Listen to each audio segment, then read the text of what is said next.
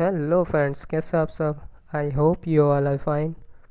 इस वीडियो में आप समझने वाले हैं पोटेंशियल एनर्जी की डेफिनेशन, उसके कितने टाइप्स होते हैं, उन टाइप्स को मैं डिटेल में बताऊंगा एग्जांपल के साथ। और उसके क्या सिंबल्स यूज़ किए जाते हैं, क्या उसके यूनिट्स हैं, एसआई यूनिट, और उसका क्या डायमेंशन फार्मूला है। ये सब जानने के लिए वीडियो को लास्ट तक ज़रूर देखें। तो अब इसकी डेफिनेशन क्या होती है। The potential energy is the energy held by an object because of its position related to other object. तो पोटेंशियल एनर्जी एक ऐसी एनर्जी है जो कि कोई ऑब्जेक्ट स्टोर करके रखता है किसी वजह से। तो वो वजह कौन सी होती है, बहुत सारी वजह होती है। उस ऑब्जेक्ट की पोजीशन दूसरे ऑब्जेक्ट के कंपैरिजन में कहाँ पे है, और उसके अंदर स्ट्रेस होता है, यानी स्ट्रेस जो जनरेट होता है उस ऑब्जेक्ट के अंदर, वो फिर उस ऑब्जेक्ट का जो इलेक्ट्रिक चार्ज है उस वजह से, या फिर कोई और भी फैक्टर्स या कोई और रीजंस भी हो सकते हैं।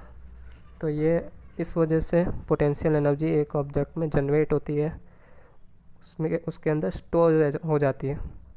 तो जैसे कि आप ये देख सकते हैं कि एक लेडी है, वो अपना जो बॉल लेकर जंप कर रही है, तो वो बॉल और वो लेडी दोनों के अंदर एक पोटेंशियल एनर्जी आ जाएगी।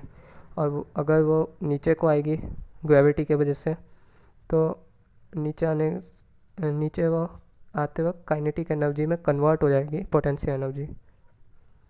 तो यही है पोटेंशियल एनर्जी। अब इसके कितने टाइप्स होते हैं देखते हैं। तो इसके मैं बता दूं कि वैसे तो कई टाइप्स होते हैं, लेकिन जो इम्पोर्टेंट जो मेनली फिज़िक्स में यूज़ किए जाते हैं बहुत बार, तो वो चार टाइप के हैं। एक ग्रेविटेशनल पोटेंशियल एनर्जी, एक है इलास्टिक पोटेंशियल एनर्जी, फिर इलेक्ट्रोस्टैटिक पोटेंशियल एनर्जी, और चौथा है मैग्नेटिक पोटेंशियल एनर्जी। तो चारों को एक एक बार देखते हैं।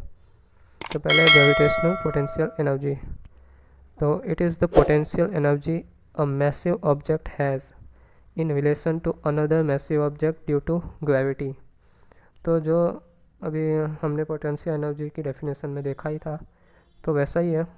ग्रेविटेशनल पोटेंशियल एनर्जी एक ऐसी एनर्जी है जो कि जनरेट होती है किसी बड़े हैवी ऑब्जेक्ट में दूसरे बड़े हैवी ऑब्जेक्ट के रिलेशन में, वो भी ग्रेविटी की वजह से, जो कि आप इमेज में देख सकते होंगे, ये भी इमेज।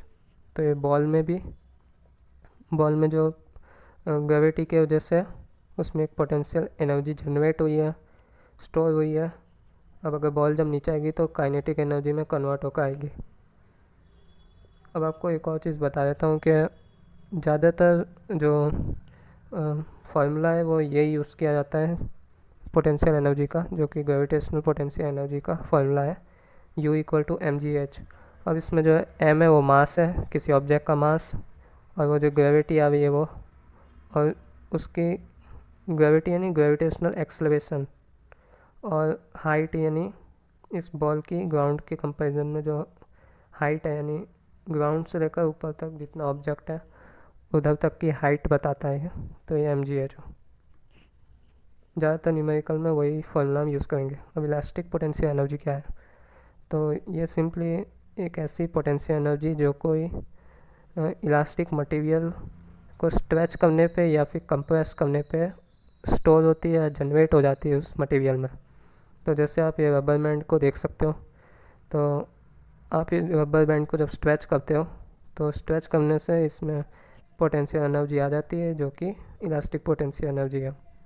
दूसरा एग्जांपल देखें तो स्प्रिंग का एग्जांपल लेते हैं।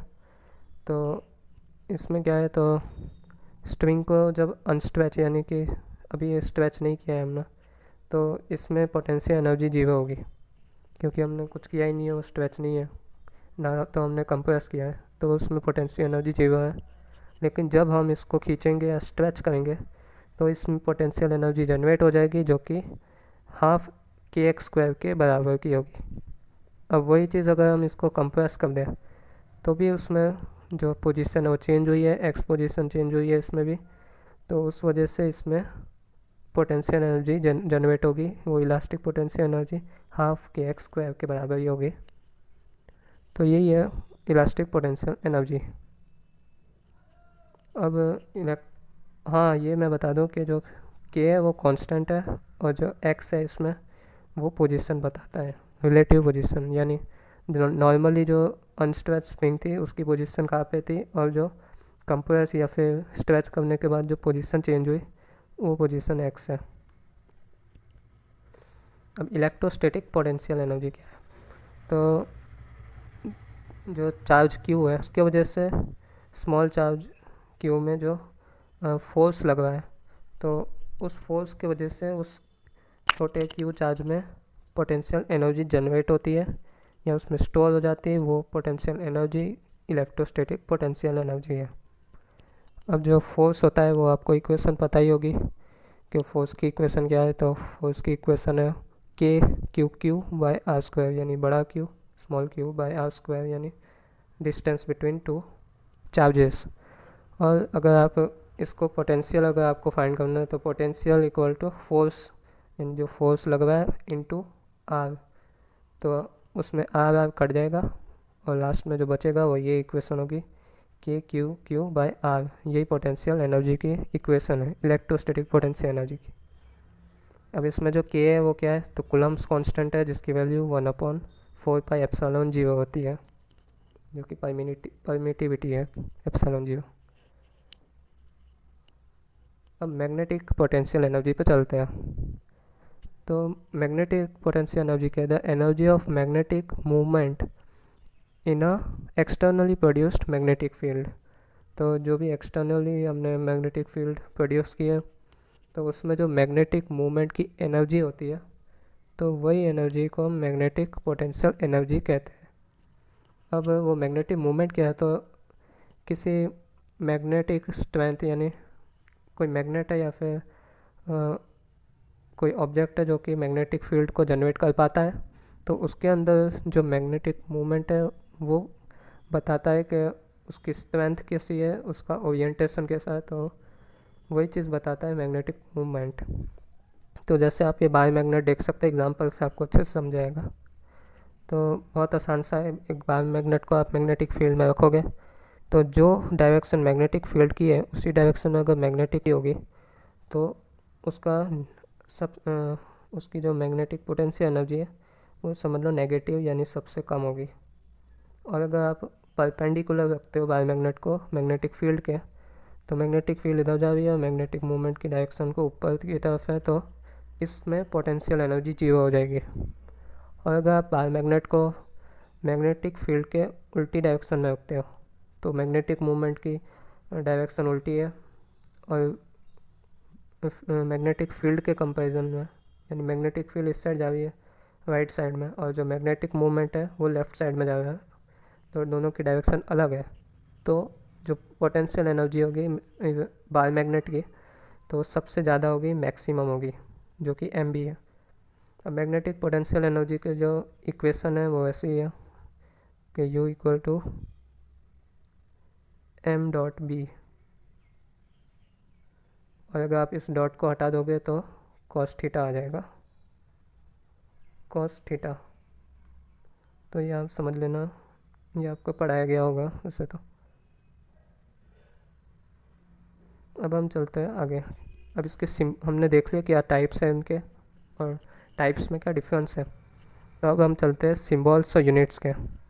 तो इसके क्या यूनिट्स और सिम्बॉल्स यूज़ किए जाते हैं। जो कॉमन सिम्बॉल्स हो या तो P यानी पोटेंशियल एनर्जी, या U यूज़ किया जाता है, या फिर V ज़्यादातर इलेक्ट्रिक पोटेंशियल के लिए यूज़ किया जाता है। अब जो ऐसा यूनिट है वो आपको पता ही होगा, जूल। कोई भी एनर्जी है, चाहे वो काइनेटिक एनर्जी हो या पोटेंशियल एनर्जी हो, उसका यूनिट जूल ही है। अब डायमेंशन फार्मूला क्या है, तो जैसे कि काइनेटिक एनर्जी में था वैसा ही है, सेम ही डायमेंशन फार्मूला होगा। अब आप इसको दो तरीके से निकाल सकते हो, या तो पोटेंशियल एनर्जी का जो फार्मूला है mgh, mass into gravitational acceleration into altitude यानी हाइट, तो मास हो गया m, और l और t -2 कैसा है, तो एक्सेलरेशन का क्या होता है, तो मीटर पर सेकंड स्क्वायर होता है, तो वही इसमें लगा देना है। मीटर है यानी लेंथ 1 है और टाइम डिवाइड में -2 है, और फिर l तो एक और लेंथ है, हाइट लेंथ ही होती है तो लेंथ लगा दी। अब इसको आप जोड़ोगे तो मास और लेंथ 2 है और t -2 है, टाइम इन्वर्स है -2 है। तो यही सेम ही एनर्जी जितनी भी है, चाहे वो काइनेटिक एनर्जी हो पोटेंशियल एनर्जी हो, सब में सेम ही डायमेंशन फॉर्मूला आएगा। अब इसके अलावा जो दूसरी तरीके से आप कर सकते हो, जैसे काइनेटिक एनर्जी में भी किया था, आप इसके SI यूनिट से भी फाइंड कर सकते हो डायमेंशन फार्मूला। तो जूल है उसका SI यूनिट, और जूल यानी न्यूटन टू मीटर होता है, और न्यूटन यानी kg मीटर पर सेकंड स्क्वायर होता है, और मीटर तो मीटर ही है। अब kg मीटर स्क्वायर पर सेकंड स्क्वायर हो गया। अब इसको जब आप डायमेंशन फार्मूला बनाओगे तो मास क्या है, kg एक ही है मास, और मीटर 2 है यानी लेंथ 2 हो गई, और जो सेकंड स्क्वायर इनवर्स नीचे को है तो t-2 हो गया। बस सेम इजी सा है, किसी का भी डायमेंशन फार्मूला निकाल सकते हो आप, कोई बड़ी बात नहीं है।